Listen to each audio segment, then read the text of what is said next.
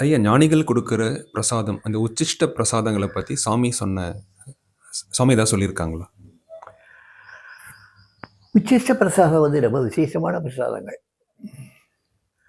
சுவாமி தன்னுடைய அருளை வந்து தன் வாக்குனாலையும், நோக்குனாலையும், உச்சிஷ்ட பிரசாதங்களாலையும், தன்னுடைய தொடுதல்னாலையும், இப்படி பல வகைகளில் வந்து சுவாமி வந்து தன்னுடைய அருளை வந்து மற்றவங்க மேலே செலுத்துவார்.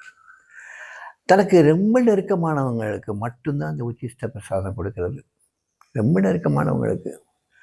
அந்த மாதிரி உச்சிஷ்ட பிரசாதம் கிடைக்கப்பட்டவங்களுடைய வாழ்க்கை நீங்கள் பார்த்தீங்கன்னா, அப்படி ஒரு மாறுதல் அடைஞ்சிருக்கும்.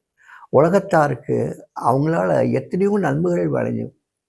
அந்த மாதிரி ஒரு பக்தர்னால அந்த உச்சிஷ்ட பிரசாதம் எடுத்து அவங்க வாழ்க்கையே மாறி, அவங்க தன் குடும்பத்துக்கு மட்டும் இல்லாமல், தன் சமுதாயத்துக்கு மட்டும் இல்லாமல், அந்த அந்த உலகத்துக்கே, இந்த சிருஷ்டிக்கே அவ்வளோ நன்மை பயக்கக்கூடியவங்களா இருப்பாங்க. ஸோ உச்சிஷ்ட பிரசாதம் ரொம்ப ரொம்ப விசேஷமானது.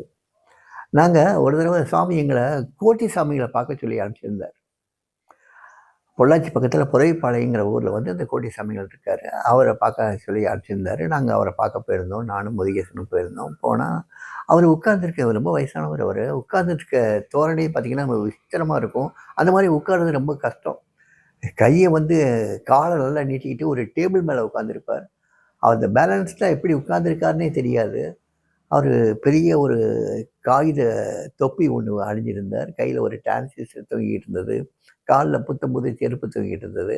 ஸோ நாங்கள் வந்து அவர்கிட்ட ஒவ்வொன்றா கேட்டுக்கிட்டு எனக்கு தொப்பி கொடுங்க, உங்கள் செருப்பை கொடுங்க, இப்படி ஒவ்வொன்றா கேட்டுக்கிட்டு இருந்தோம், விளையாடிட்டே இருந்தோம். அப்போ பக்கத்தில் இருந்தவர் வந்து ஒரு சார் சொன்னார், சாமிகிட்ட இப்படிலாம் விளையாடாதீங்க, சபிச்சிடுவார் சாமி அப்படின்னு சொன்னாங்க.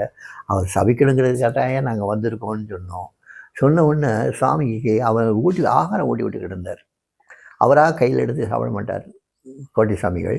ஸோ இவர் கையில் எடுத்து ஊட்டி விட்டுக்கிட்டு இருந்தார். அந்த பக்கத்தில் இருந்து சேவை பண்ணவர். அந்த ஊட்டி விட்ட சாதத்தை பூரா என்னையும் நண்பர் முருகேசனையும் மாற்றி மாற்றி கூட விட்டு அந்த சாதத்தை அப்படியே உருண்டையாக எங்கள் கையில் கொடுப்பார். நாங்கள் அப்படியே சாப்பிட்டோம். அந்த சாப்பாடு முழுவதுமே எங்கள் 2 பேருக்கு தான் அவங்க கிடைச்சிது. அது பூராமே உச்சிஷ்டமாக தான் கொடுத்தாரு. வாயில் போட்டு அப்படியே அதை உருண்டை ஆக்கிடுவார். வாயிலே உருண்டை ஆக்கிடுவார். அதில் கொஞ்சம் கூட மாய்ஸ்சர் இருக்காது. அந்த எச்சில் இருக்காமையே இருக்கும். அது எப்படி அந்த மாதிரி கொடுத்தாருன்னு எங்களுக்கு இது இன்னைக்கு ஆச்சரியமாக இருக்குது. அது உச்சிஷ்டமாக கொடுத்த உடனே அதை நாங்கள் அப்படியே எடுத்து சாப்பிட்டோம். 2 பேருமே சாப்பிட்டோம்.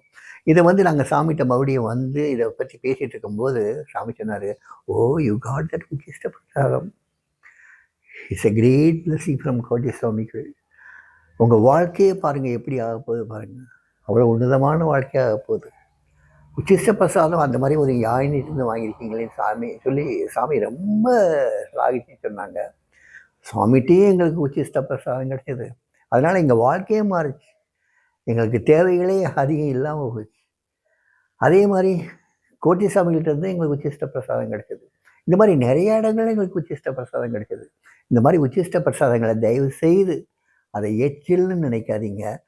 ஞானிகள் வாயிலிருந்து, ஞானிகள் கையிலிருந்து இந்த மாதிரி கிடைச்சது, இல்லாட்டா ஞானிகள் ஊட்டி விட்டாங்கன்னா அதெல்லாம் வந்து கொடுப்பினை உள்ளவங்களுக்கு தான் கிடைக்கும். அதை தயவுசெய்து அதை இழிவுபடுத்தும்படியாக யாரும் பேசிடாதீங்க.